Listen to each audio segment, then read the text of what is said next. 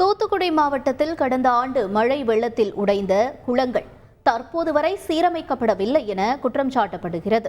குறிப்பாக சுமார் 1300 ஏக்கர் பரப்பளவு கொண்ட கோரம்பள்ளம் குளம் கடந்த டிசம்பர் மாதம் பெய்த மழையில் உடைந்து அதனால் ஏராளமானோர் உயிரிழந்ததாக சொல்லப்படுகிறது. இந்நிலையில் இதன் சீரமைப்பு பணிகள் தாமதமாக நடைபெறுவதாக தெரிகிறது.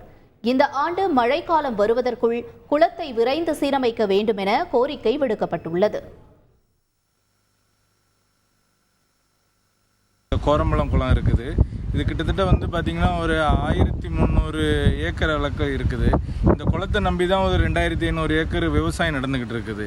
இந்த குளம் கடந்த டிசம்பர் மாதம் 17-18 ஒரு எதிர்பாராத மழை தூத்துக்குடி மாவட்டத்தில் திடீர்னு மழை பெஞ்சது. அதில் கோரம்பள்ளம் குளம் ஃபுல்லாக நிறைஞ்சி உடஞ்சி வெளியே தூத்துக்குடி ஃபுல்லாகவே வந்துடுச்சு. இதனால் பெரிய உயிரிழப்பு ஏற்பட்டுச்சு. இந்த குளத்தை பார்த்தீங்கன்னா இப்போ ஒரு வருஷம் ஆகியும் இந்த குளம் உடஞ்சி இன்னும் முழுமையாக இது பராமரிப்பு இல்லாமல் இருக்குது. பராமரிப்பு நடந்துக்கிட்டு இருக்குது, ரொம்ப ஸ்லோவாக இருக்குது. இன்னும் ஒரு வருஷம் ஆகிட்டு, இன்னும் டிசம்பர் மாதம் இந்த மழை காலம் வர்றதுக்கு இன்னும் 2 மாதம் தான் இருக்குது. அந்த 2 மாதத்துக்குள்ளே இது முழுமையாக முடிச்சாதான், அந்த பராமரிப்பு பணிகளை முடித்தா மட்டும்தான் அது நம்ம அந்த பெரிய ஆபத்தில் இருந்து நம்ம தப்பிச்சுக்கிடலாம். செய்திகளை உடனுக்குடன் தெரிந்து கொள்ள உடனே சப்ஸ்கிரைப் பண்ணுங்க.